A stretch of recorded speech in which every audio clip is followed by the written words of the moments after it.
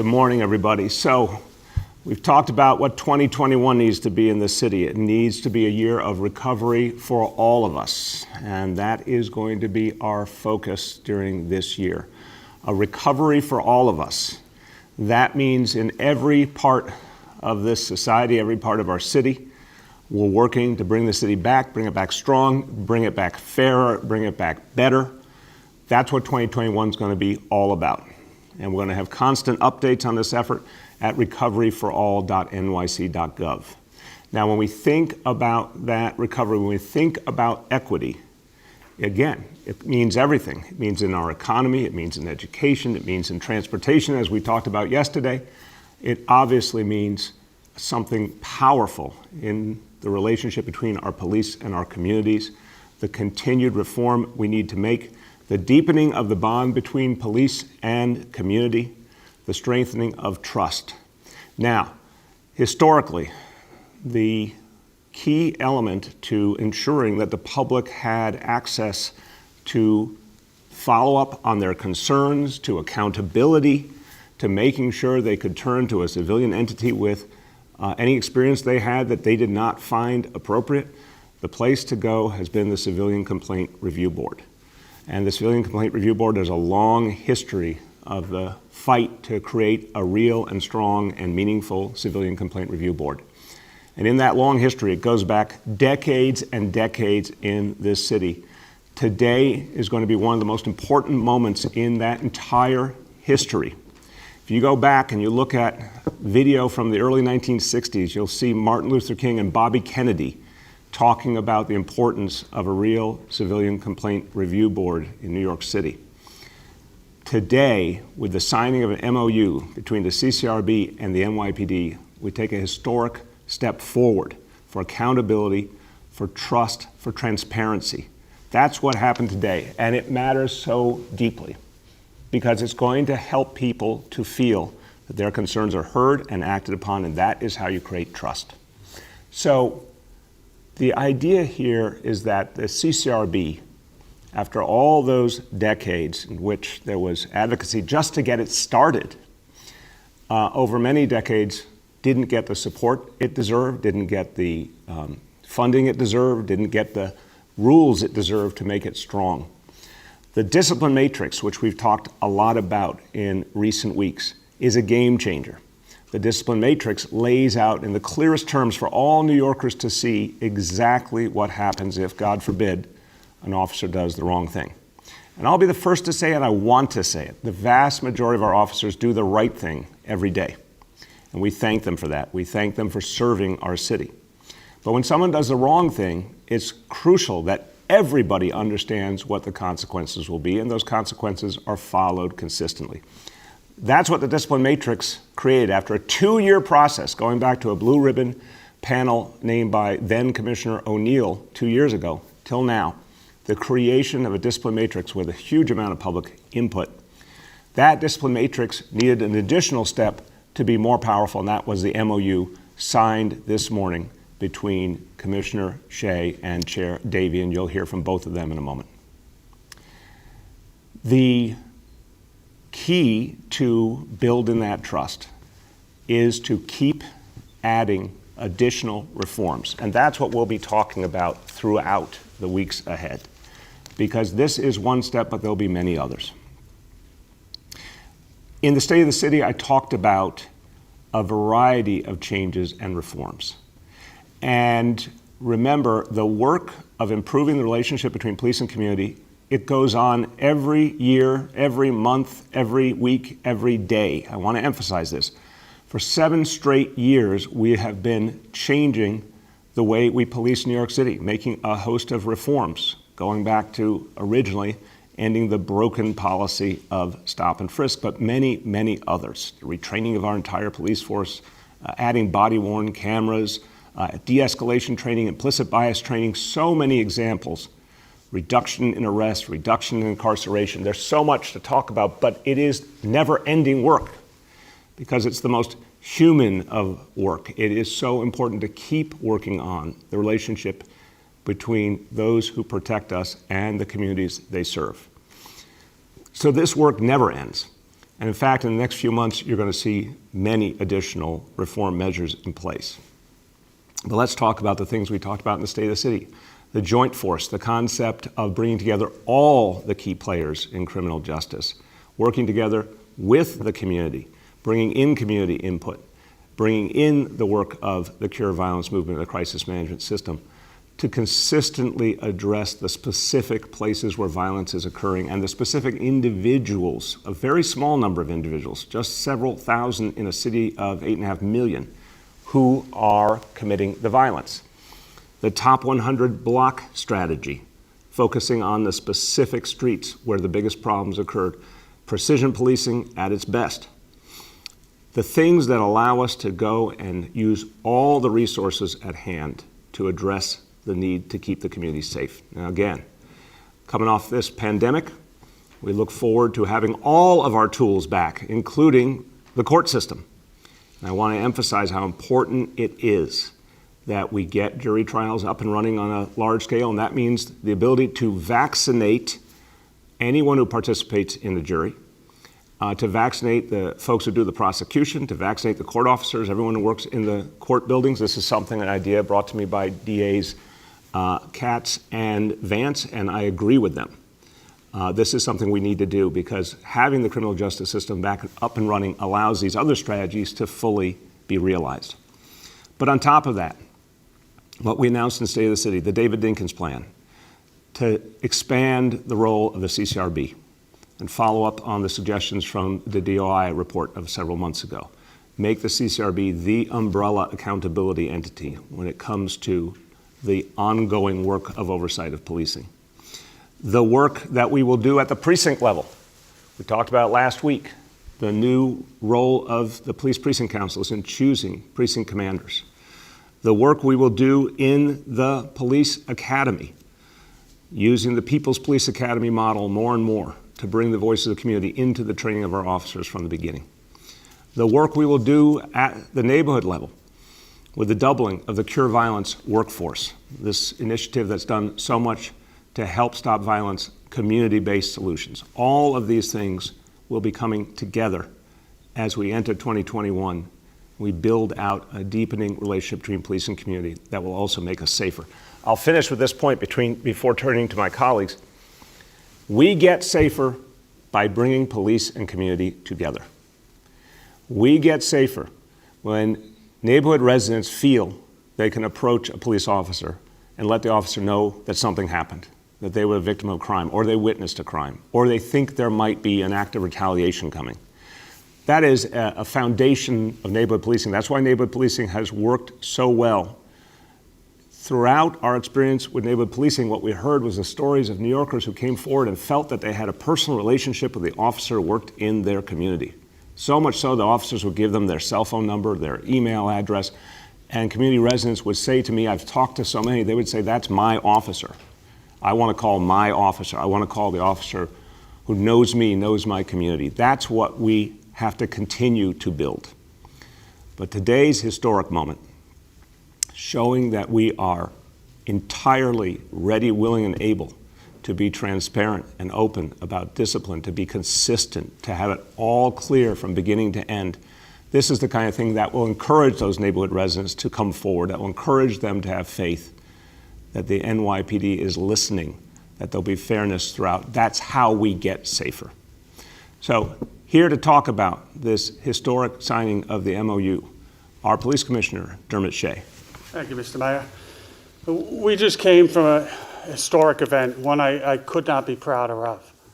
Chairman Davey and I have signed what I would categorize as a living document.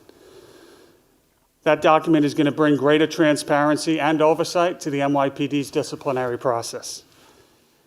I view it as an important step in the ongoing journey, and the key word is ongoing here, to build strong public trust. And I saw, in the mayor's words, there are two words that kept reverberating: accountability and trust. And that is what we hear all throughout New York City.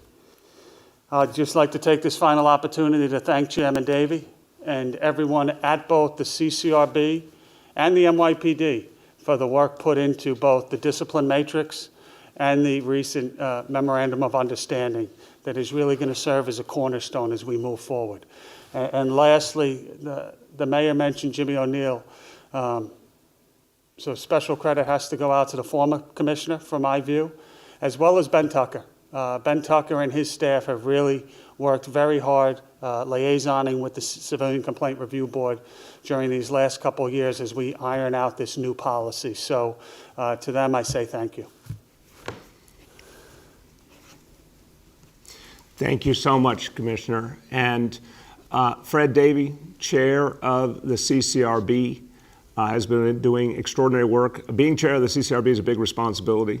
It involves dealing with extraordinarily complex matters. It takes tremendous commitment and also the ability to hear everyone involved. Making sure there is accountability and trust takes a lot of patient work, a lot of listening.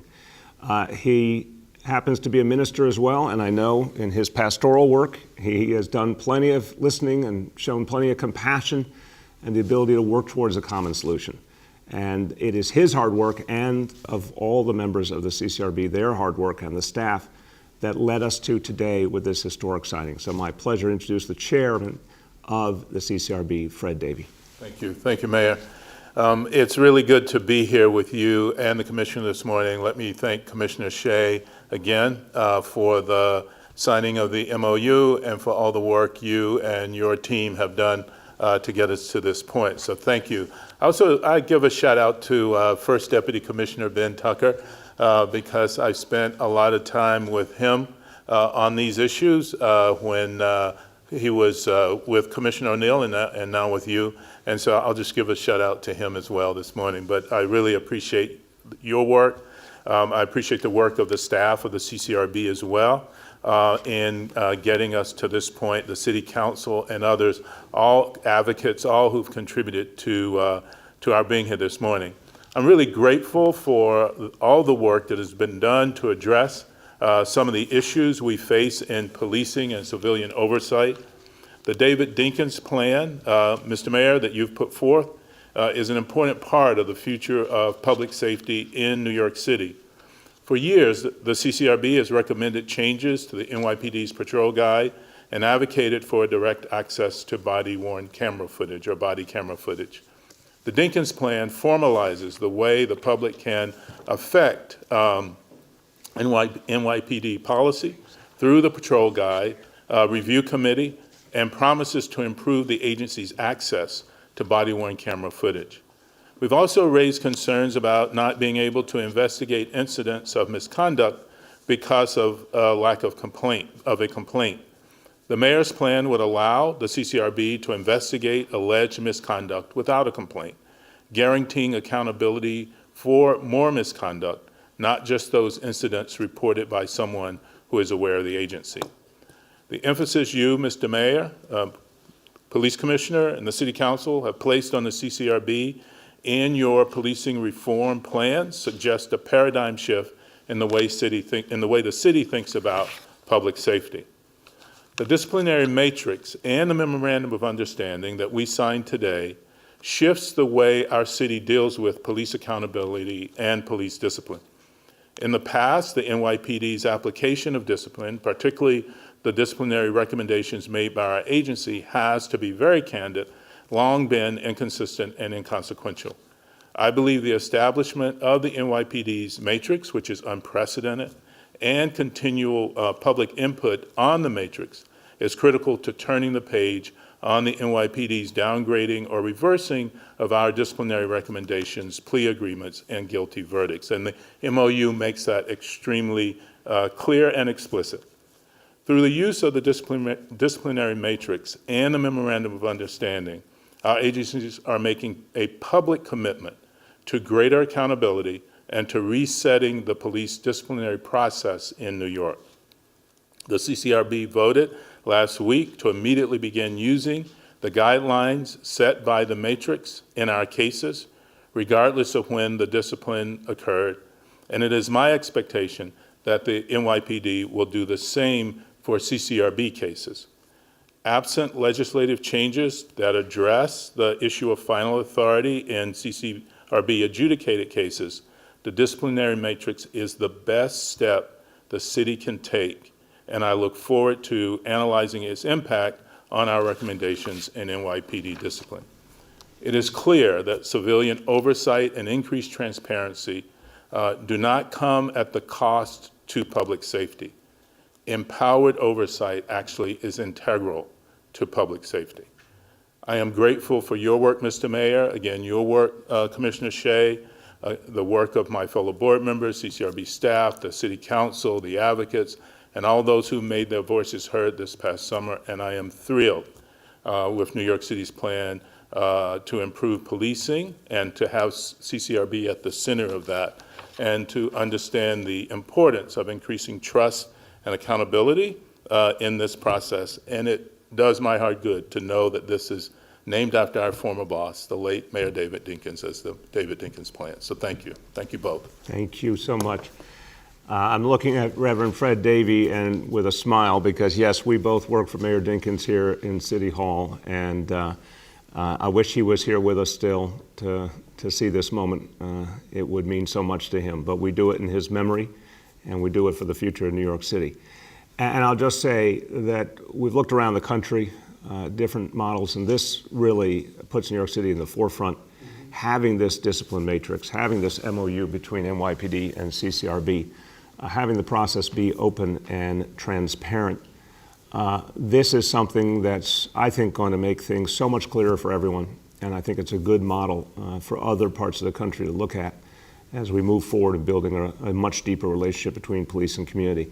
And any New Yorker who wants to learn about the discipline matrix and literally see exactly what happens if there is a particular offense and it's adjudicated and someone is found guilty, what the consequences are, you can go to nyc.gov/discipline matrix.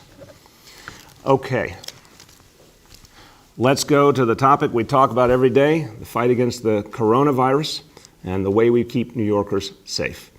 And look, the key here, I'm going to say it again, supply, supply, supply. We need more supply. We need every conceivable action by the federal government and the state government to increase our supply. I have spoken to leaders at the federal level about the need to change the approach to manufacturing the supply and the need to free up second doses. This is crucial. We need the flexibility to use doses that were designated for second doses to be able to use them right now for first doses because so many New Yorkers need that first dose. I keep thinking of the seniors I've met who are scared to death, and I am literally using that term accurately. They are scared to death. They are scared for their lives. They can't get a vaccination because there's such a shortage of supply. It is just not right to withhold that supply from them. I've sent this letter to the state government today, making clear our desire to have the state formally allow New York City to use second doses as first doses, to use those doses that were designated only for second dose use, to put them in play right now. We know more supply is coming. We know the Biden administration is committed to increasing the supply every single week and month. We've seen it already. We've seen real results already. We know the Johnson & Johnson vaccine is coming.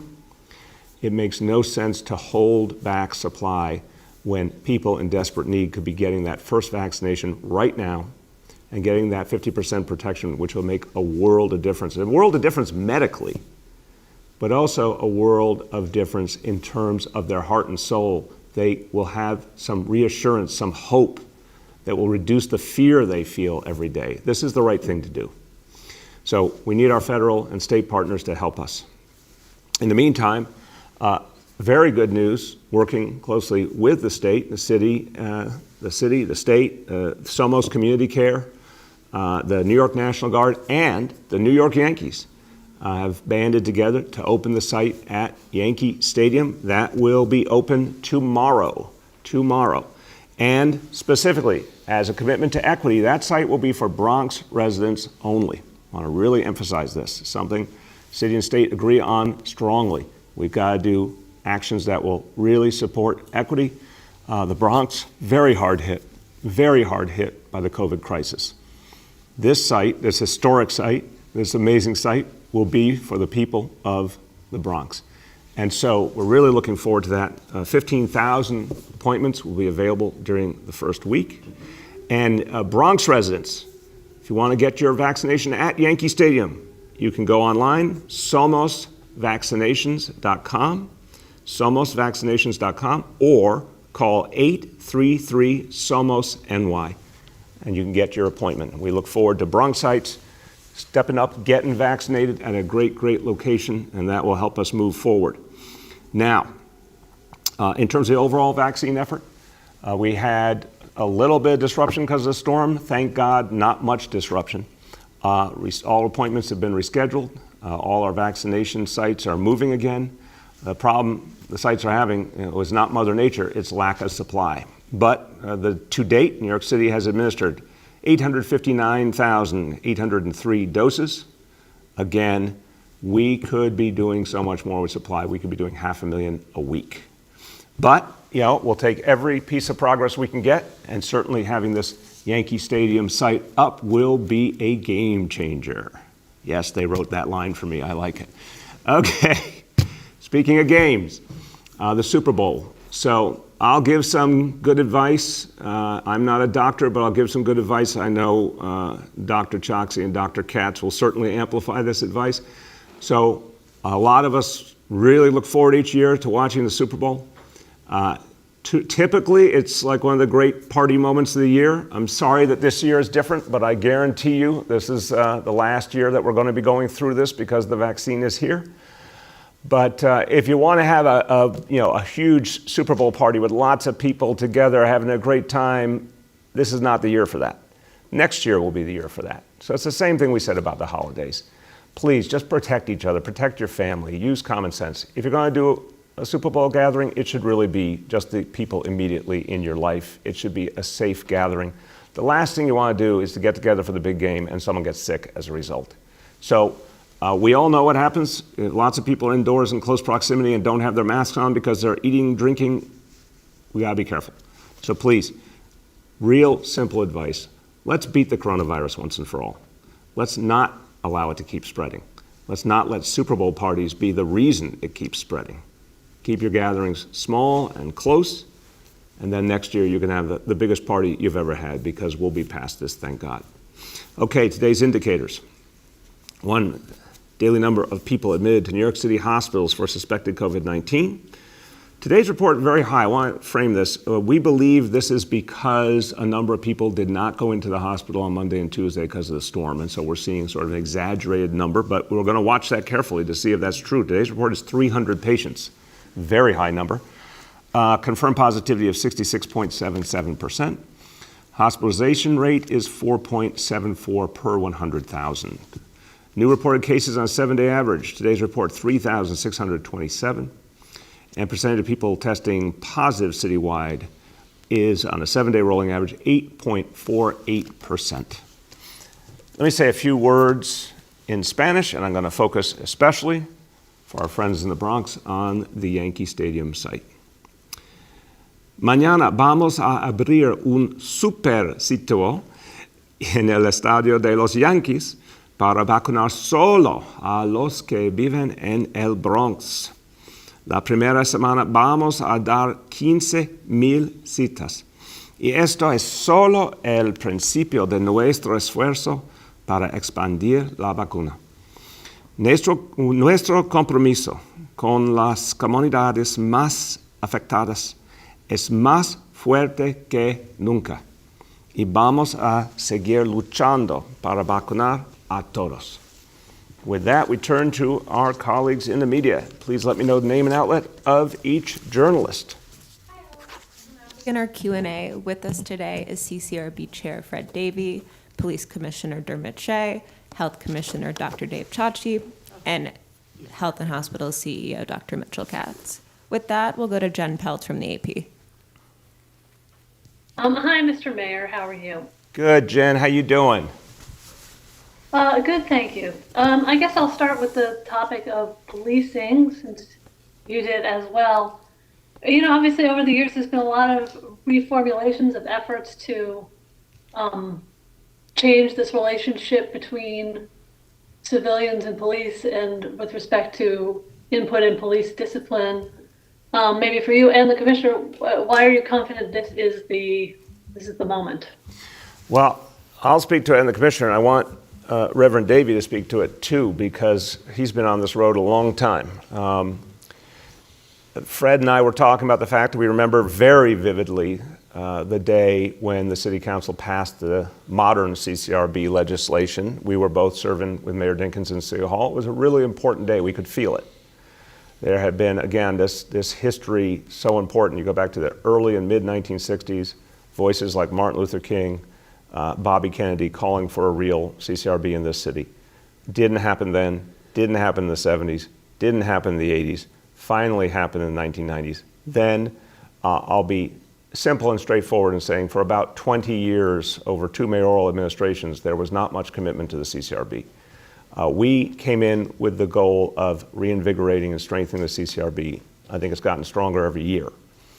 I think now we're doing something that really takes it into its fullness. So this is going to be the strongest the CCRB has ever been in its history, the clearest it's ever been in its role by having this disciplinary matrix and having the MOU between PD and CCRB. It really means that people can have faith that if something goes wrong, God forbid, there's some place to turn and there'll be real consequences.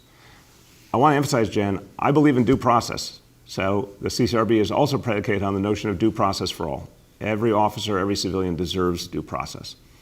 But also it has to be clear if someone has done something wrong and it's been proven that there are clear consequences. I think this makes things so much easier and clearer for everyone. Commissioner. Yeah, Jen, thanks for the question. And it really is such an important topic. Trust. And one simple word, but it means a lot. You know, as I sit here and think, I've been the police commissioner a little over a year. But I've been a police officer coming up on 30 years, and I've grown up in this city. I've lived the majority of my life in this city, and the topic of trust between the police, as you hit it on the head, we've been hearing about this for a long time. I would counter that to say that I wouldn't necessarily, I think the mayor touched on this earlier, that this has been going on a long time, but let's not lose sight of a lot of positives too, that have, this is a step, an important step. And as Fred said, built into this is a process to reevaluate that step on a yearly basis. And it's not going to be a year before the first evaluation because I believe the first one takes place in August.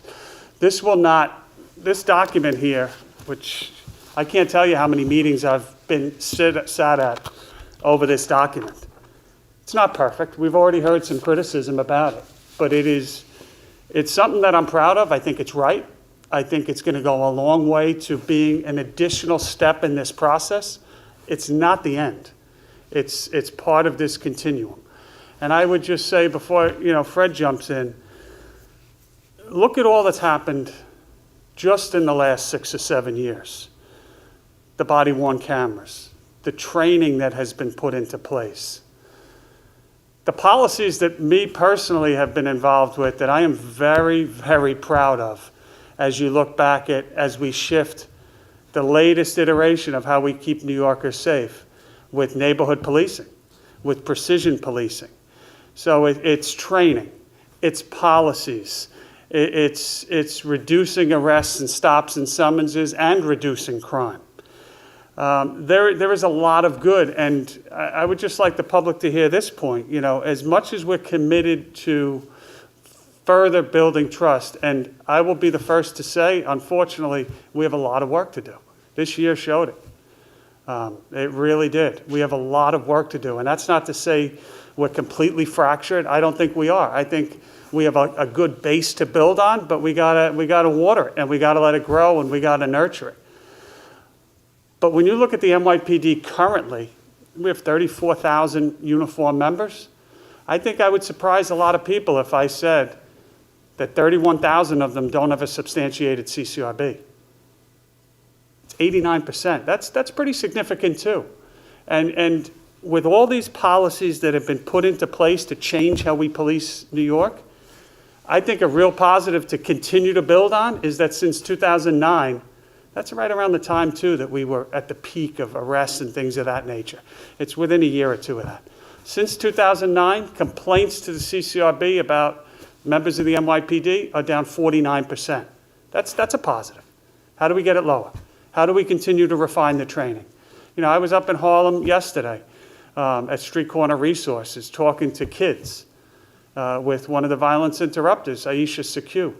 And like, I would encourage everyone to go on to, I think it's on my Twitter or the NYPD News Twitter, and just watch. It's a little long, but watch what the kids say, watch the dialogue that we have, and we can learn a lot from them. And we're going to work that into how we, you know, teach in the academy, that every interaction is important. And it's you know, it's really powerful to me as a police executive, as a parent, as a lot of things, to hear these kids talk about one interaction 5 years ago that changes a trajectory or changes their output. So that's kind of how we're approaching this. A lot of work to do still. We're proud of some of the things we do. We also own the mistakes we make. Fred? Thank you. Clearly, the key to increasing trust and improving the relationship between the police department and the community is for people to really believe that they have a civilian oversight agency that can address consistently and with consequence the issues of police misconduct. And the steps that this mayor has taken, the work that we're doing with the police commissioner, with the input again of city council, advocates, and others, really help to advance that trust in the Civilian Complaint Review Board and its work. Particularly, one of the ways in which that trust has been challenged is when the CCRB makes recommendations to the department, and those recommendations are either reversed or downgraded. This MOU, along with the matrix, guarantees that we'll get closer to consistent concurrence, that is, consistent agreement about the disposition of cases and the penalties that go with them. The matrix is very specific about the types of penalties that apply to specific infractions of the patrol guide and those that fall within the CCRB's jurisdiction. The MOU is explicit about those decisions being reversed or downgraded only in extraordinary circumstances. So this is a major step. It's a breakthrough step in terms of getting us closer to ensuring that the decisions that the CCRB makes are final. Now, I want to say, for all my advocate friends out there, Mr. Mayor and Police Commissioner, I've been on the record about the CCRB having final authority over the cases and complaints that it adjudicates. This gets us as close as we can get, given how the current laws are structured, and it's not to be underestimated. I don't want to go too long, but I'll make one other point if I can, and that is that we have precedents for the ways in which an MOU like the one the commission I signed this morning can actually guide and direct how the CCRB interacts with the police department in a way that's going to be, and it is effective for New Yorkers. So I will cite the CCRB's ability, after all was said and done, to prosecute former police officer Daniel Pantaleo in the death of Eric Garner. The judicial system had run its course, but because of the MOU that the CCRB established with the NYPD, the CCRB previous MOU that focused on our administrative prosecution unit that allows the CCRB to prosecute cases at departmental trials. Because of that MOU, we were able to take a step with Officer Pantaleo that otherwise would not have been taken. The same is true with Officer Isaacs and the death of Daron Small. So we have precedent where these MOUs, or an MOU like this, has had real impact on the ability for other CCRB to do its job and carry out its responsibilities for the citizens of New York. This MOU is in that tradition. It is as strong as the previous one, and we believe it not only will sort of pertain because we're here, but we believe just like the previous MOU, which was signed in 2012, this one is durable, it will last, it will be a game changer in the concurrence rate between the CCRB and the NYPD. Thank you. Thank you. Thank you very much. Go ahead, Jen. Thank you for that. This turning to a different topic, which is vaccinations. Since thinking about the period of mid-January when the city really accelerated the first doses, I think there was something like 327,000 people getting them over 2 weeks. Now that we're just near the point where second doses are due for everybody, are you confident you're positioned to meet that demand? Yeah, good question, Jen. Thank you. Yes, the answer is absolutely yes. I want to start where you started. Our high point was around 220,000 doses in a week. Again, we could be going to 500,000 this month in a week if we had the supply. Our supply is, right now, it's about a third of what we could be doing. I just want people to understand we're leaving about 2/3 of our capacity on the table right now, given the really small supply we're getting. So this is very, very frustrating.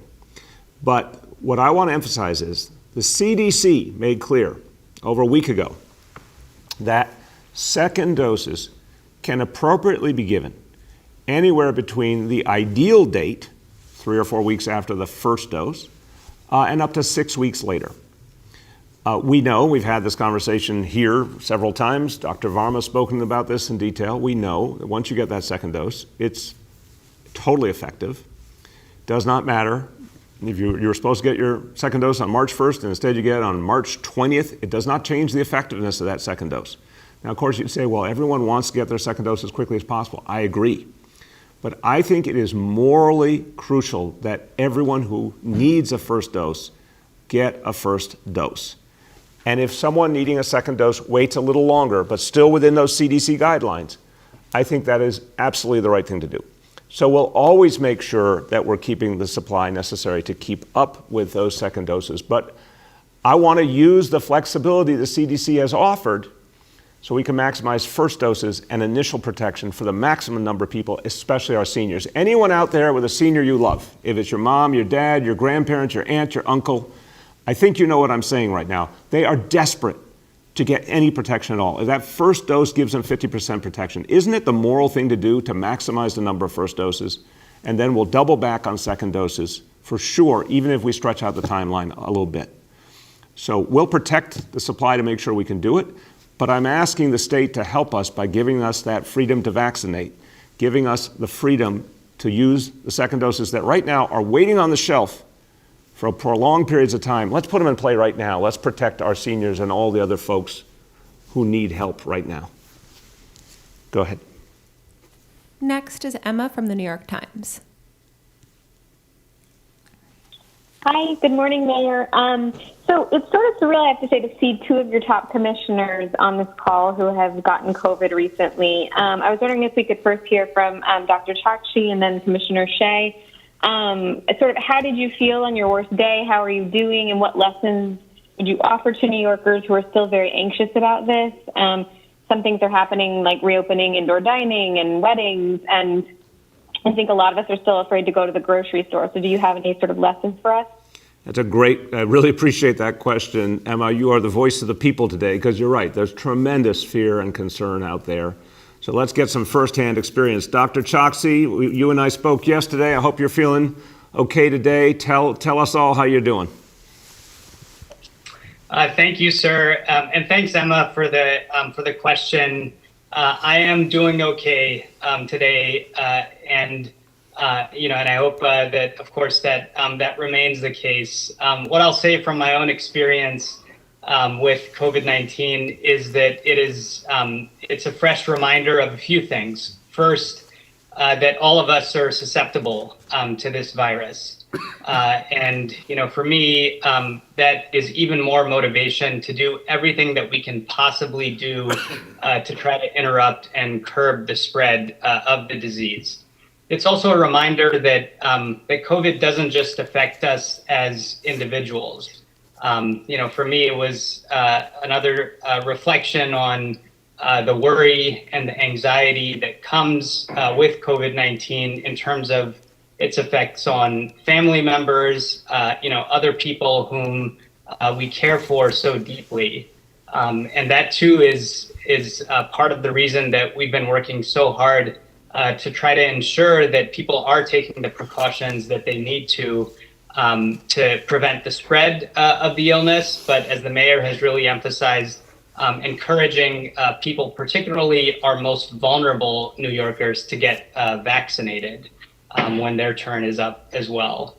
And I guess the last thing that I would say, just from my personal experience, is that this is something that that affects people's lives in so many different ways. Yes, in terms of physical health, but also in terms of emotional health, and mental health as well. And so we have to make sure that our response to COVID is focused not just on the infection itself, but also on all of those reverberating effects. So for me, this has just been, a personal experience that has underlined all of those things that we've tried to do for the city as a whole. Thank you. Commissioner Shea, want to talk about your experience?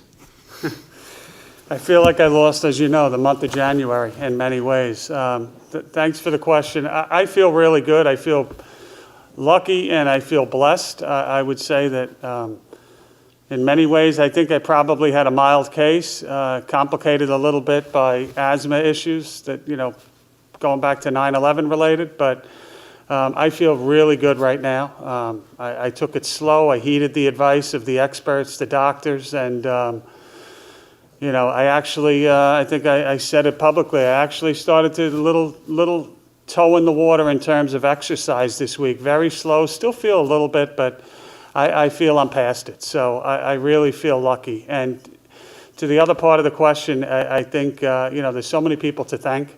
And it reminds you of, number one, how fragile life is. And number two, we're a crazy city that we all love, and 8.5 million people in the hustle and bustle. But it gets real small at times like this too, and how people rally around each other. And, whether it's offering to bring somebody food or, walk a dog or anything else, New Yorkers looking out for New Yorkers. I just love it.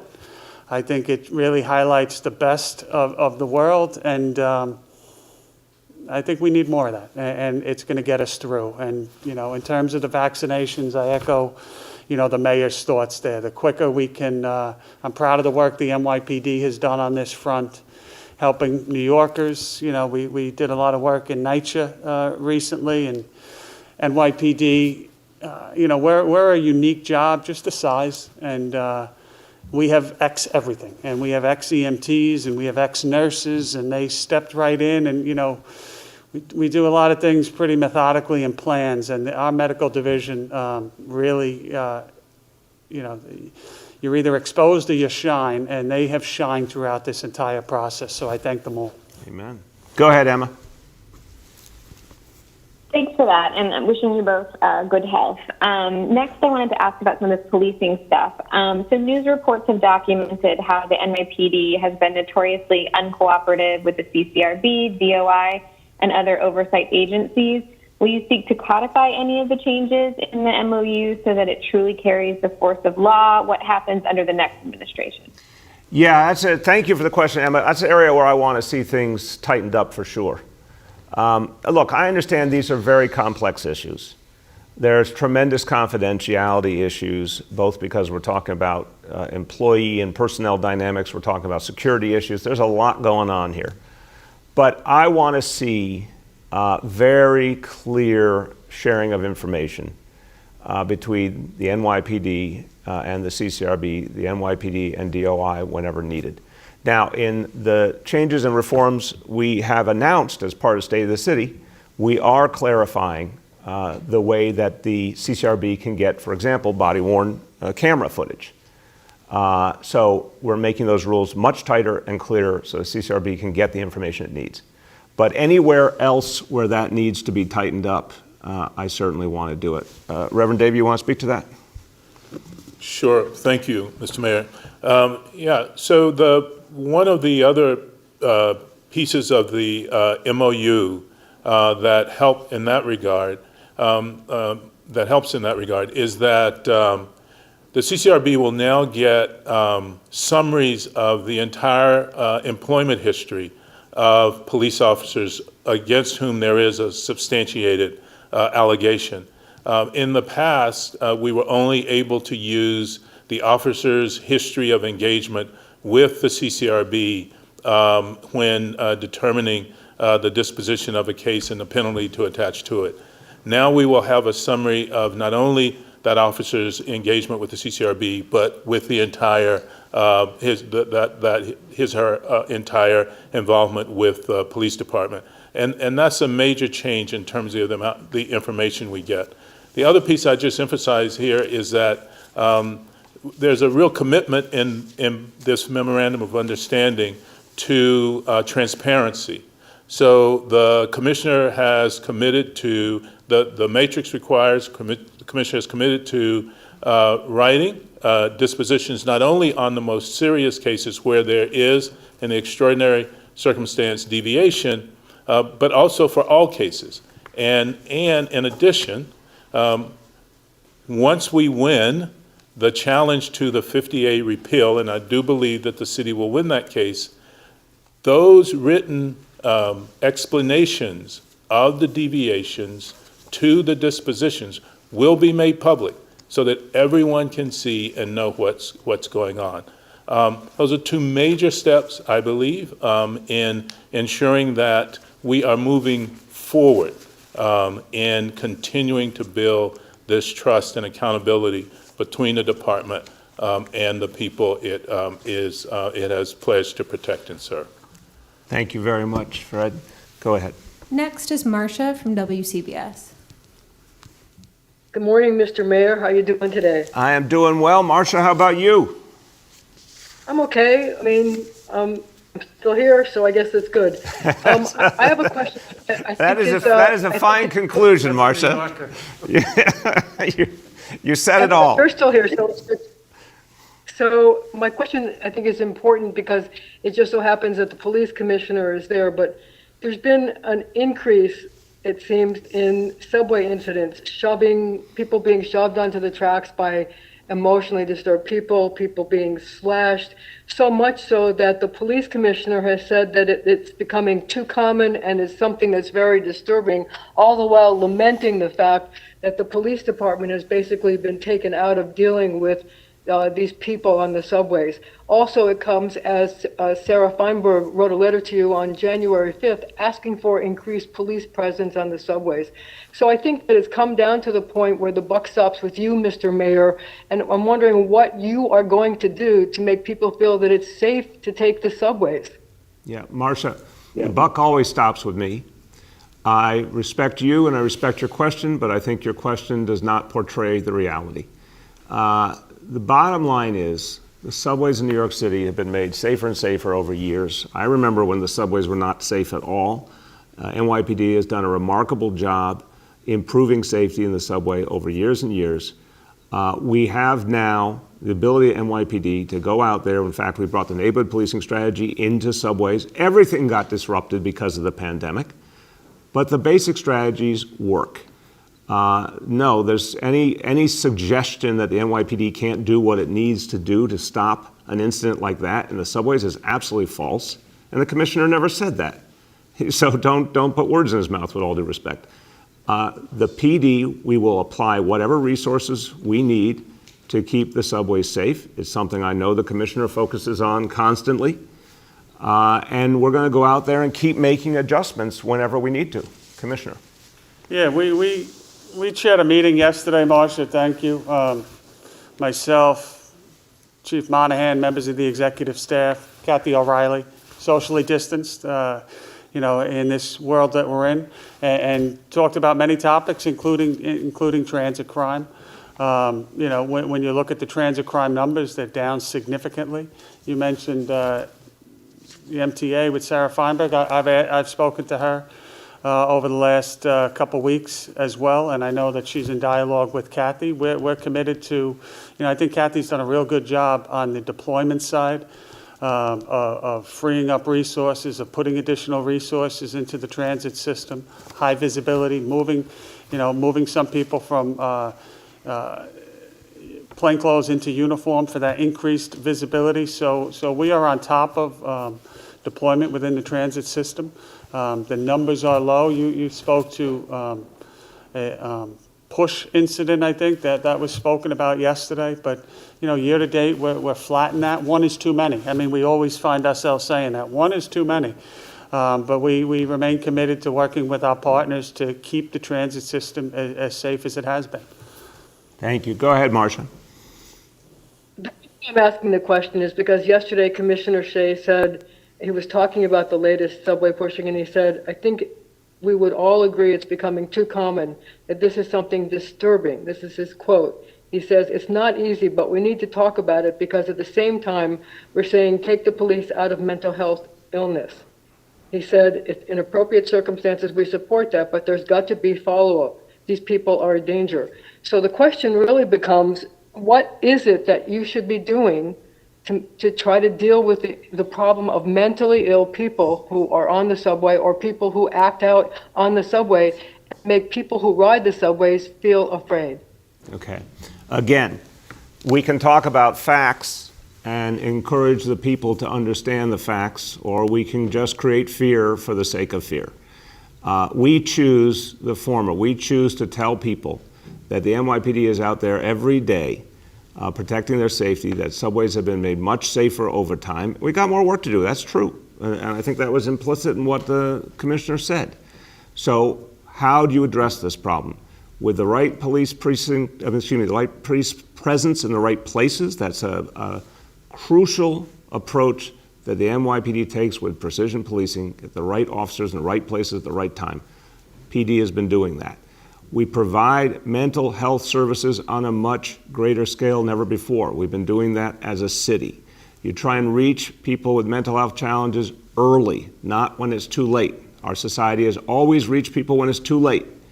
We have created an approach to reaching people early, identifying mental health challenges early and getting people the help they need. These are the building blocks. It's going to take a lot of work, but clearly there are times when obviously the NYPD has to be involved in addressing someone with a mental health challenge, and that's exactly what happens. There's other times where it isn't the right approach, and that's why we announced months ago the ability to send mental health professionals out to deal with folks with mental health challenges. When a call comes in distress, send mental health folks out, experts out, social workers and folks with the training, medical personnel, to go out and help someone in distress. But if that's someone violent, it has to involve the NYPD, and we've made that clear as well, and we're going to keep doing that. Next is Andrew from WNBC. Everyone on the call is doing well. I'd like to go back to Dr. Choksi. Doctor, to the degree that you're comfortable, how do you think you contracted COVID? Dr. Choksi. Hold on. Yes. There we go. Thanks for the question, Andrew. So in my case, it was a family member who developed symptoms of COVID-19 before I did. That led our whole family to get tested. I found out that I tested positive on Tuesday evening, and then I developed symptoms after that. So most likely this was a case of household transmission. Thank you. Go ahead, Andrew. Another question for Dr. Choksi, and the mayor weighed in on this yesterday, and Dr. Varma did, about your decision to not get vaccinated. When a lot of people heard that, as much as they would applaud your unselfishness there, as far as we understand, you double qualify. You're a doctor, and you're volunteering in vaccination sites. And I can't imagine anyone in the New York audience who would hear that Health Commissioner Dr. Choksi got vaccinated. Oh my goodness, he's jumping the line. Quite the contrary. I'm just wondering if you had any sort of second thoughts about not getting vaccinated and what your current plan is. Well, thanks for the opportunity to speak to this as well. And first, I want to state as clearly and unequivocally as I possibly can that I will get vaccinated once I recover. And Andrew, as you have heard me say many times, the COVID-19 vaccines are safe, effective, and life-saving. And that's the most important message that I have for my fellow New Yorkers. For my own case, I hadn't felt quite right getting vaccinated while we still had such limited supply, and particularly when there were so many more vulnerable people who still needed to get vaccinated themselves. As you pointed out, I was doing shifts at our health department vaccine hubs and had planned to get my first dose once more New Yorkers had been able to get theirs. Well, thank you, Dr. Choksi. And Andrew, I think you can hear Dr. Choksi is a really noble human being and a very good man, and he obviously did something selfless in deciding other people needed the vaccine more than him. And I admire that. But obviously, I'm very heartened to hear he will be getting it soon, given the importance of his role, and he'll be protected going forward. Go ahead. Next is Katie from the Wall Street Journal. Everybody, I have two questions. The first, and I hope the health commissioner can maybe speak to this, but looking broadly at the numbers, they continue to remain steady or at least go down. I know hospitalizations are up today, but you said that's a special case. Is there any data that backs up that this is due to vaccinations? I know we don't have widespread vaccinations, but I don't know if there's any correlation between not seeing that large post-holiday spike and vaccinations, or any information you have. Dave? Thanks, Katie, for the question. The short answer is no. We don't have evidence yet that any decline in cases or hospitalizations is due to vaccination yet. We do know at the individual level, people who are getting vaccinated, of course, that confers protection for them. But for us to really start to see population level effects will require a much higher level of vaccination, which we do hope to be able to achieve in the coming weeks and months, of course, if we have sufficient supply for that. So in terms of what we're seeing, with respect to cases appearing as they're plateauing and potentially even declining, it's likely due to other factors, including the decline from the post-holiday spike, as you mentioned, and potentially, some other factors that remain to be clarified. The final thing that I'll say on this is that we cannot become complacent in the face of looking at the numbers. With the presence of the new variants, I remain quite concerned that cases could go back up in the coming weeks and months. And so all of the things that we've been talking about, the public health precautions that we have to take to curb the spread, as well as encouraging vaccination, these are all critically important for us to try to make this downward trajectory something that is sustained for New York City. Thank you. Go ahead, Katie. Thanks. And my second question, Mayor de Blasio, on Sunday, you had noted that the city would work to improve the, vaccination appointment website.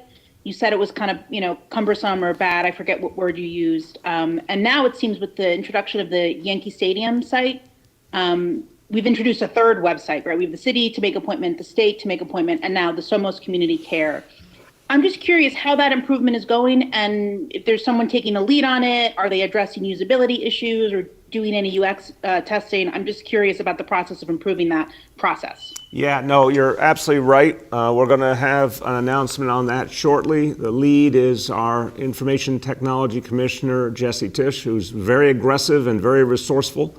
and wants to see the user experience greatly improved. As we said, applications in multiple languages, and just a simpler process, requiring less upfront information, making clear whether there are appointments or not at the beginning to help people understand. We definitely need to improve it, so we'll have an update on that very shortly. This Yankee Stadium site, you're right, it's a separate approach, but it is very specific. It is this joint effort between city and state, Somos, and because Somos is the provider, and because it's only for Bronx residents, in this case, it is a specific way to apply. It is not something we'd put into the citywide pool because it's actually a targeted effort to address disparity by getting more and more Bronx residents to get vaccinated. Next is Dan from WABC. Good morning, Mayor. Thank you so much for taking my question. How you doing today, Dan? I'm doing well, thank you, sir. I have a fairly quick question for you. Earlier this week, you released the racial breakdown for who's getting vaccinated. But unlike some of the previous information that your office has released, it was fairly general. It didn't have ages on it or zip codes from where those people were getting vaccinated and where they lived. Why haven't you released more specifics so we know who's getting vaccinated and who's not? It's an important question, Dan. I said Sunday we will be doing that. Data collection, I just want to confirm, data collection, making sure it's accurate, getting it in as much real time as possible is its own very extensive effort. And obviously, to date, the central concern has been speeding up the vaccination process, getting more and more sites online, finding ways to get more vaccine, reaching deeper into communities. The data is crucial, but I want to be clear that we've tried to prioritize actually getting the results to people, and data does take real work to make sure it's accurate. But the next steps will be to provide it by zip code, as you indicated, and then I want to get it down over time to the actual site level so we can see what's happening in real time, site by site, meaning each vaccination center. So our team will get you an update on that and the timeline on that, but we do look forward to providing that data soon. Go ahead, Dan. Another quick question. The chair of the health department had suggested, just a few months ago, census workers were going door to door in the community, educating people about the census and the importance of getting counted. He's questioning why we're not doing something similar when it comes to vaccinating people in our most diverse communities. We have this new vaccination site in the Bronx. Do you see something like the census idea happening or anything else in the future that could help make sure that people in our most vulnerable communities are getting vaccinated? Yeah, it's an important question, Dan. It is the approach that we have been building from the beginning. That's what our Vaccine Command Center focuses on, is ensuring that we work on equity with a real grassroots organizing approach. There will be everything from a texting campaign, door-to-door, paid media, you name it, the whole range of approaches. We're going to be saying more on that soon, but I want to see if Dr. Katz or Dr. Choksi want to add on some of the specifics of how we're doing that grassroots outreach. Let's say, Mr. Mayor, I think you've covered the issue. What we know is that people who are reticent to get the vaccine need to be approached in small groups. People are not going to change their minds based on large town halls or webinars or auditoriums. People are going to want to be vaccinated because they're talking one-on-one or in very small groups with other people who have been vaccinated already. And so I think the city's effort is right to focus on reaching out to people. It may be door to door, but it also may be small community groups in order to be able to convince people that they want to be vaccinated, and also to help people who have access issues to solve those problems. Thank you, sir. Thank you, Dr. Choksi. Just to add briefly, sir, to say we will use every single channel that is available to us to conduct this outreach. That means telephonically, using print mailers, working with community groups, faith leaders, in many cases, yes, doing some door-to-door outreach as well, particularly, for example, when we're reaching out to fellow New Yorkers who live in NYCHA housing.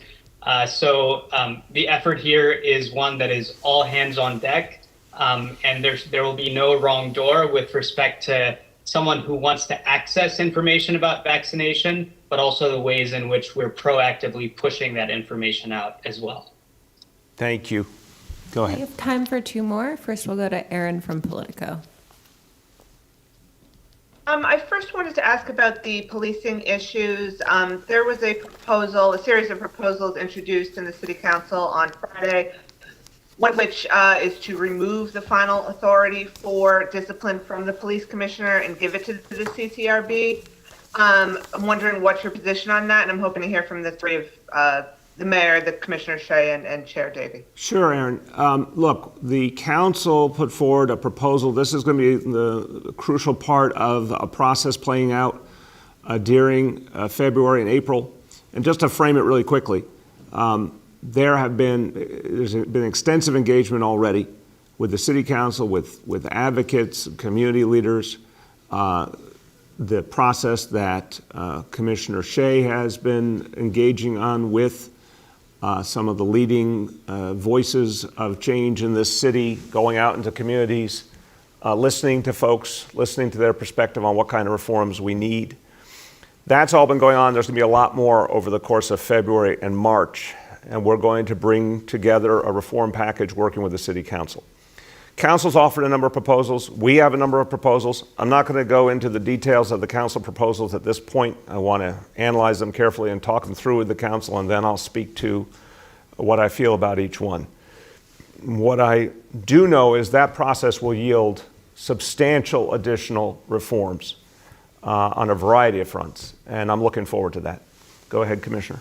Yeah, thanks for the question. As the mayor said, a lot of different reforms. We're in talks, and we anticipate that we will be very involved as this moves forward on a host of topics that are presented. To the specific one that you mentioned, you know, when you talk about much of what we have talked about today and why we have taken the position that we have, and I will highlight one that I don't think we talked about yet today. I think Fred may have brought it up, but I didn't. And it's the topic of, you know, we've developed the discipline matrix, we've developed the MOU, we've done it collaboratively, and a lot of work went into it.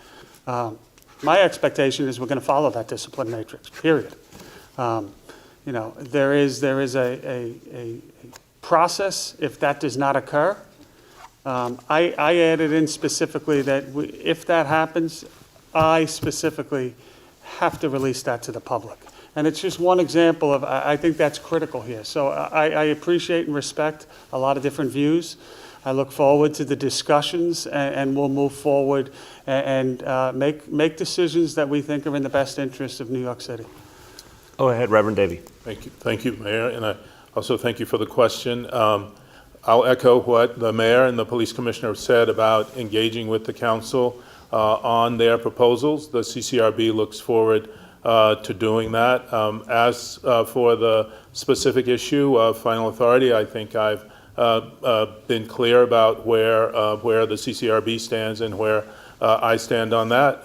That said, the fact that we are not there does not in any way preclude us from working on the things that we've laid out here, which again, I think get us closer to there being only in extraordinary circumstances any deviations from the recommendations that CCRB makes when it comes to dispositions on police disciplinary matters. Thank you. Thank you, and I'll affirm that what both the commissioner and the chair have said, Aaron, this matrix is what will govern our actions, period. It couldn't be clearer. Everyone was involved in negotiating it. We're talking about the year ahead while we're all here in our positions of leadership. We're going to follow this matrix. Go ahead, Aaron. Okay, thanks. And then my second question is for Commissioner Chokshi. Just kind of wondering, now that you've been, you know, on the other side of it personally, if you can tell us a little bit about your experience with the contact tracing process. Have you heard from a tracer? You know, have you gotten any information there? And also, where are you quarantining? Maybe it might not be relevant if your family has already had it, but did you consider using the hotel program, or where are you isolating? Thanks very much. Yes, I'm isolating at home. with family members who are also isolating due to COVID-19. And so, like so many other households in New York City who have had this experience, this is something that we're going to get through together, taking care of one another. And with respect to contact tracing, yes, I've been contacted by the Test and Trace Corps. I've had truly a terrific experience interacting with them. They reached out to me on a timely basis. They asked me a number of questions, the routine contact tracing script, and handled it not just professionally, but also with a lot of compassion. So I'm grateful to the Test and Trace Corps for everything that they're doing, not just to ensure that I and my family are taken care of, but also others, who are at risk of exposure are reached out to expeditiously so that they can quarantine and get tested as well. Thank you. Last, we'll go to Henry from Bloomberg. Hello, Mr. Mayor. How are you doing today? Doing well, Henry. How about you? I am okay. I wish this wasn't happening, but it is. That was a very fine summary. We all feel that. Right. I want to ask you, the governor's health commissioner, Howard Zucker, just released a letter in which he takes issue with your position on second doses. And he specifically says that his guidance that he's received from the CDC definitively says, no, don't use a second dose. And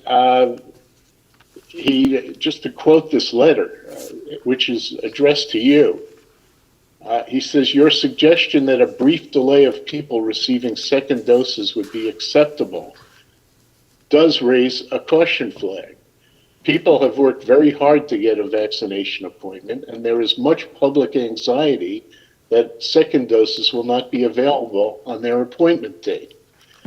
So I guess I would like you to respond to this letter. Maybe it's unfair because you haven't seen it, but the state's position on this is, number one, the CDC has not given any sort of approval about this. And, they say that a brief delay might, it's open to dispute.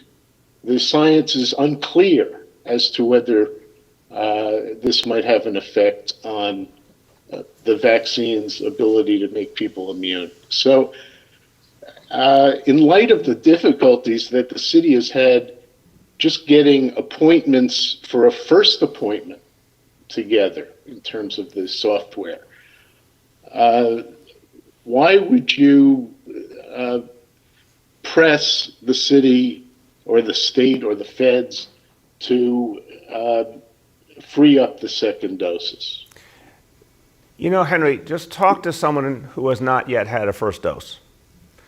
Talk to a grandmother who is waiting for any protection at all and can't get it. Talk to family members who are scared to death for their elders. And it's abundantly clear. It's just not right to withhold second doses we could be using right now.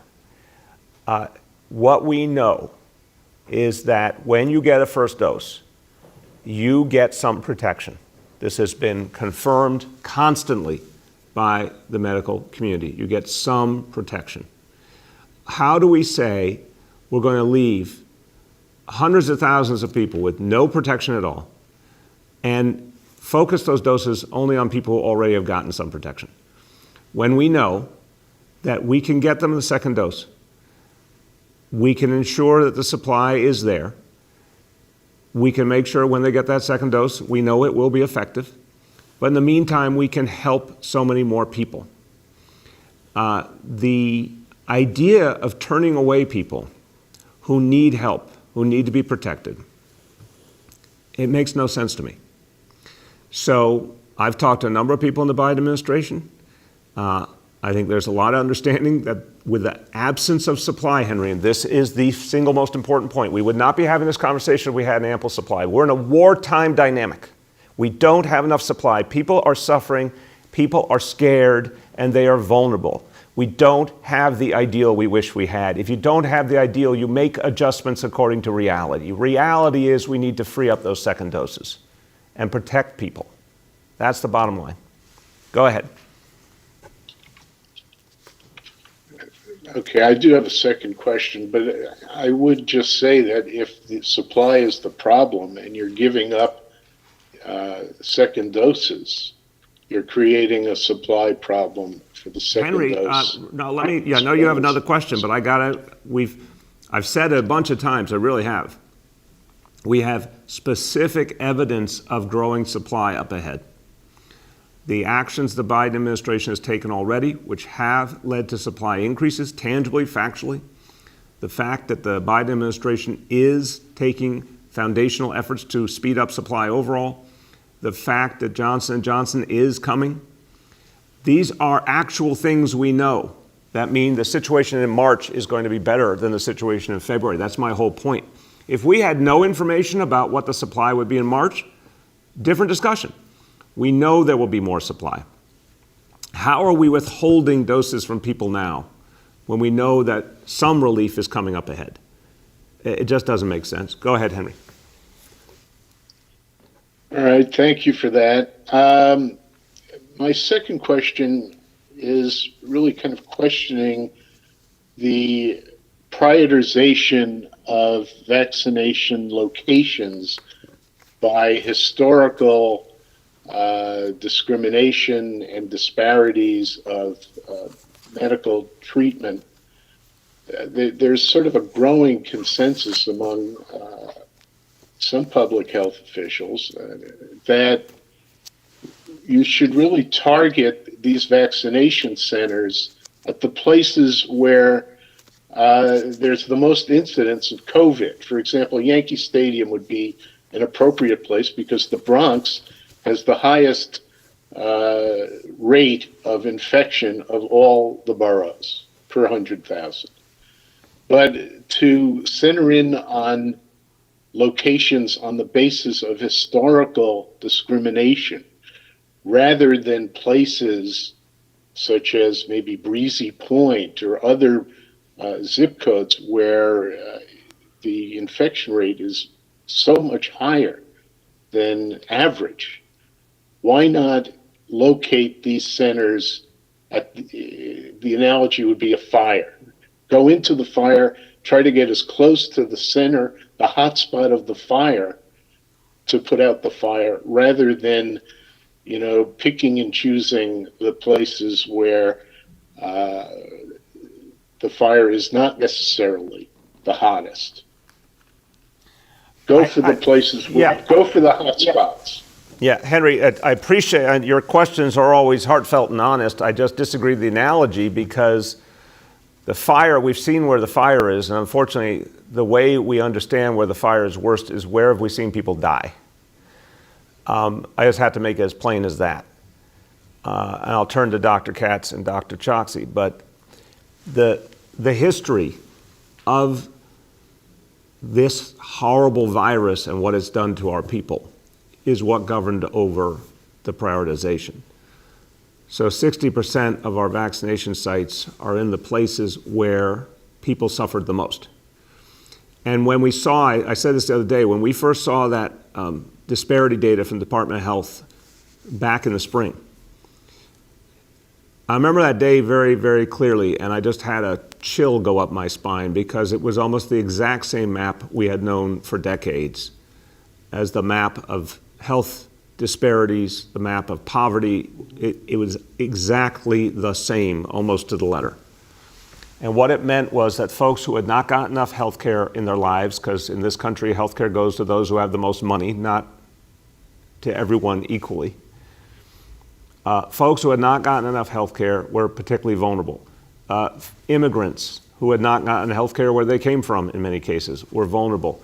Multi-generational families, and that often meant families with more limited resources, 2 and 3 generations together in a home, families that were doubled up and tripled up, which correlated strongly to who didn't have a lot of money, which unfortunately also correlated strongly to race. This is where we saw this disease run rampant. And so in determining the priority of vaccination, the question was, how do we save the most lives? How do we save the most lives? And that's what all of the data that went into the prioritization really focused on. Where do the vaccinations help us the most to save lives and stop the spread of this disease?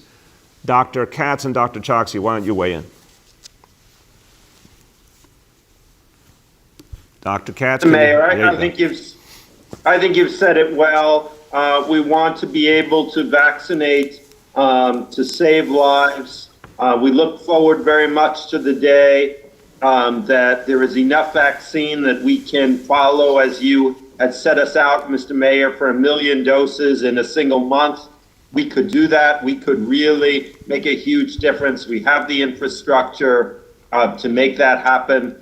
We want to, for every neighborhood, figure out what are the barriers in that neighborhood. We know that good public health is always based on cultural understandings, figuring out what are the key leaders in that community who are listened to, and figuring out what the right language is, what the right media is. And as Dr. Choksi has said, we're committed to using all of the avenues to get people vaccinated. Thank you. Thank you. Dr. Choksi.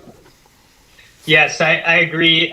What you've said, Mr. Mayor, as well as Dr. Katz and Henry, the way in which we've thought about the prioritization is really to look at health and social factors that create a disproportionate impact from COVID-19. And as the mayor has said, unfortunately, we have the evidence from 2020 to understand where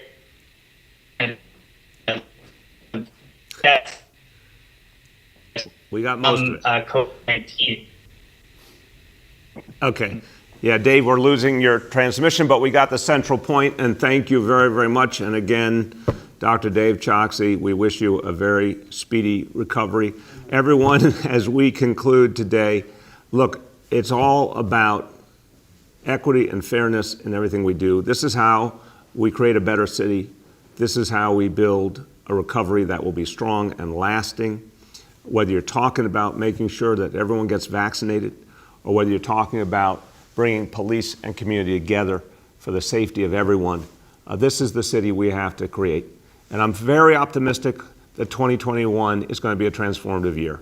There is so much energy right now focused on getting it right, learning lessons, including really tough lessons, talking about things we didn't always talk about the right way, or we didn't talk about honestly enough.